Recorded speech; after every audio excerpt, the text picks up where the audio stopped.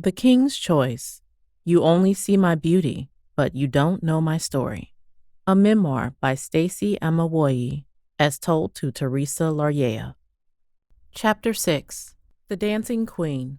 For I know the plans I have for you, says the Lord. They are plans for good and not for disaster, to give you a future and a hope. Jeremiah 29:11.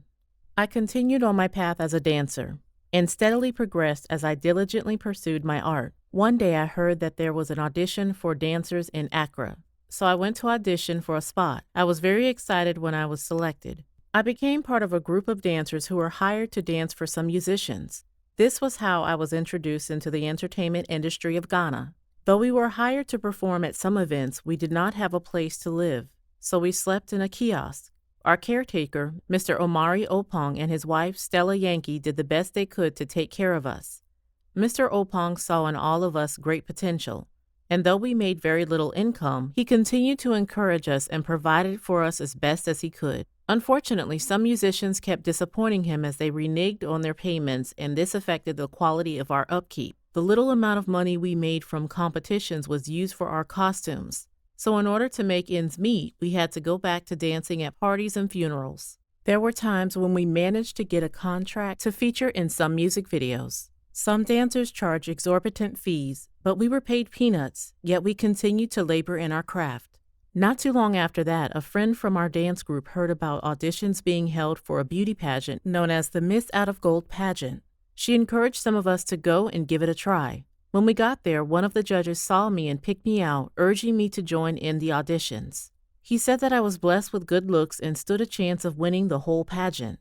This really boosted my confidence, so I determined to pursue it all the way. To my delight, I got selected for the pageant while my friend did not. I decided that I would not let her down and would win it for both of us. So I did my very best in every round and steadily progressed in the competition until I took the crown. My position as Miss Out of Gold led me to great opportunities and exposure. I was seen on every television screen in lots of billboards as I became the face of Akasombo Textiles Limited, ATL, and Daviva, both textile companies. I also did an advert for Blue Jeans energy drink with the music trio, VIP. Coupled with the exposure and contracts for billboards which earned me a lot of money, I was featured in music videos for secular and gospel artists, as a dancer as well as a backup vocalist.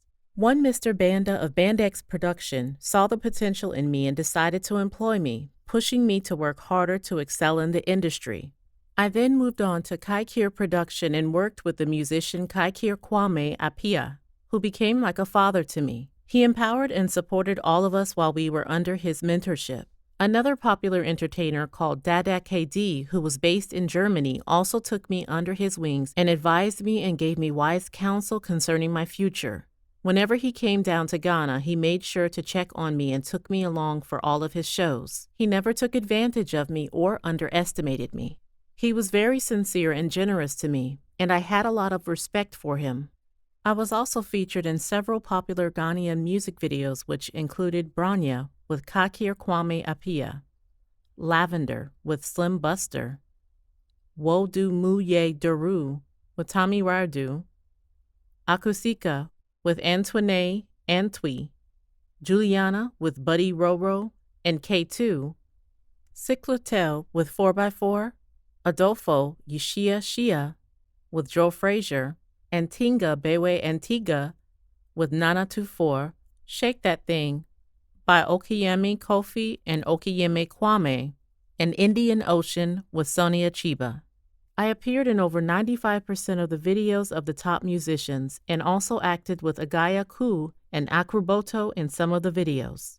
At the same time, I went on live performances with Reggie Rockstone, Tic Tac, Abari Kieba Kofi Sammy, Screwface, Pat Thomas, Papa She, Josh Laryea, Michael Dwamina, VIP, Batman, Samini, Ivy Stone, George Darko, Zebo, Castro, Mary Agayapong, Abrua Nana, X-Do, Nana King, and other African artists. My experience with the musicians was a revelation in itself. In spite of their great talents, they managed their finances so poorly that they always seemed to be in need. Sometimes, just to gain more exposure, I worked for some of them, knowing that I would not get paid. On those nights, I came home to sleep on an empty stomach. The industry was not lucrative, but as long as I was doing what I loved to do, I was content.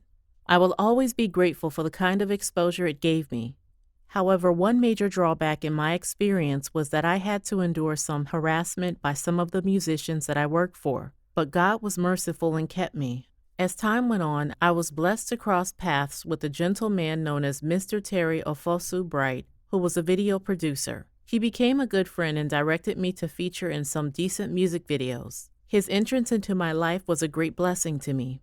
I enjoyed working with him so much that I quit all my other little performances so that I can commit to working entirely for him.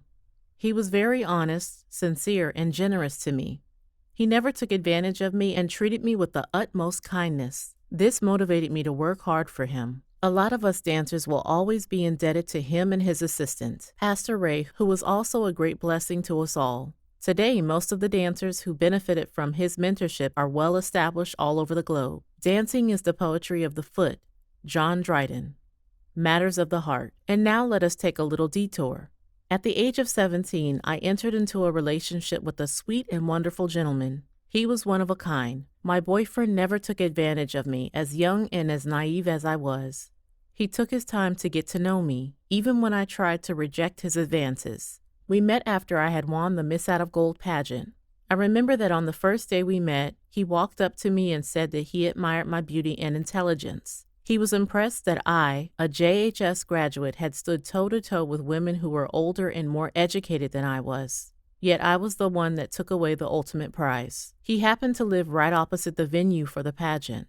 So each day he came in to watch the show with his friends. He asked me whether I would allow him to give me a VIP treatment, and although I was scared, I accepted because of his warmth and charm. My boss, Mr. Omari, permitted me to leave with him in his car, along with my colleague dancers who had come to support me. He drove me all the way home, and that was how our love story began. He never told me that he loved me or got physical with me, but exhibited great care and kindness toward me.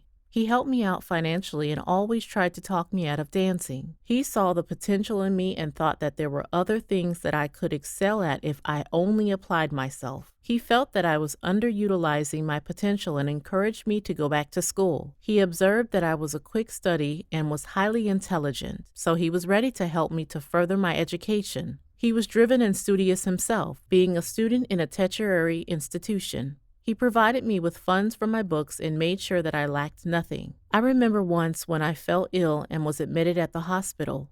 At that time, he was supposed to purchase some handouts for an upcoming examination, but he instead used the money to pay off my hospital bills and supported me until I was fully recovered. I was grateful for his attention, kindness, and care, but within me I was confused. I did not know the difference between love and friendship. Neither did I know whether I loved him or not. I did not know how to express my feelings through words or actions. I also did not know how a girlfriend was supposed to behave or what he required or expected of me in the relationship. I was green and innocent, and I was also emotionally immature.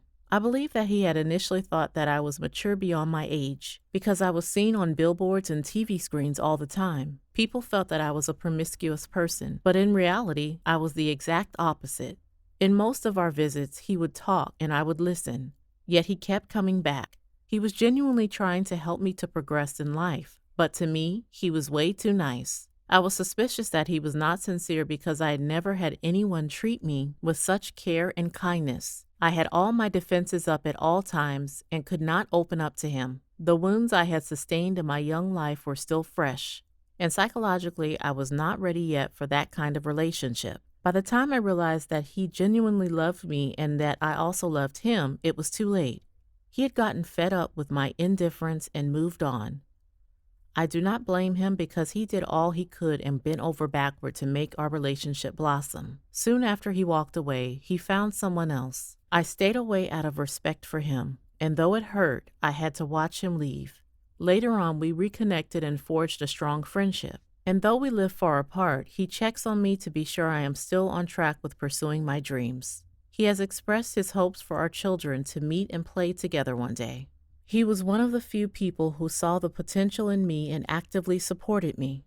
By the age of 22, I had learned that when someone was showing me love and care, I needed to reciprocate it. With this bit of understanding, I decided to give love another chance.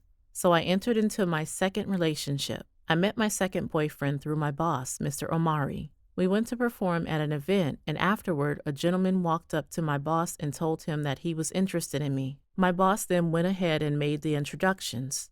We started off as friends and then progressed into something more. I was determined to make this relationship succeed because I did not want it to end up like the first one. So I gave it my all. I gave him more attention, showed him more love, and did all I could to please him. I cooked, cleaned, and was always at his beck and call. I took care of his every imaginable need.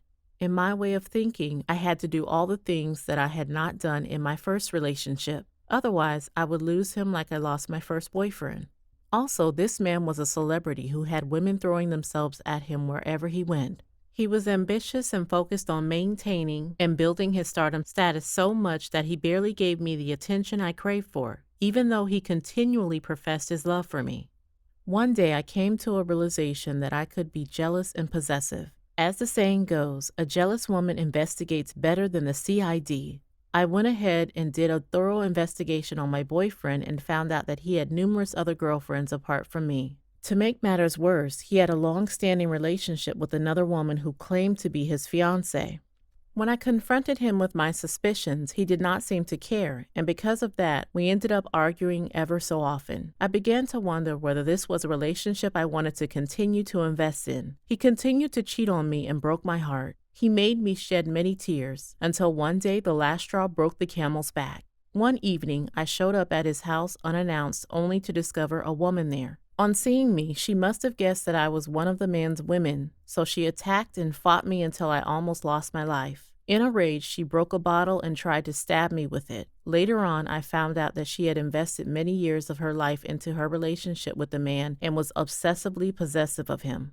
After that horrific encounter, I felt that enough was enough, and that the relationship was not worth my life, so I walked away. In hindsight, the interesting thing about this man was that he liked listening to my advice and encouragement, especially where his career was concerned. I also believe he must have loved me in his own way because there were moments when he was tender with me and behaved like he cherished me. He even had my name tattooed on his hand, but he was a womanizer and a Casanova, and that I could not tolerate. So this time around, I had given out my all but ended up in the mud. This relationship drained me so much that I stayed away from men and did not enter into any relationship for several years. Later on, I understood why my relationships had not stood a chance. Love without God is empty and vain.